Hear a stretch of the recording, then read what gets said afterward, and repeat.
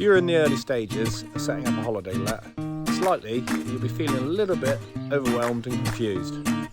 Maybe you've got a barn to convert, possibly you're out looking for a property to purchase, or maybe you've inherited an old building and you're not quite sure what to do with it. Either way, there is a whole host of conversations ahead of you with architects, planners, councils, builders, letting agents, website developers, and so the list goes on. With any business, I always like to start at the end point, work out the end goal, work out exactly who the customer is.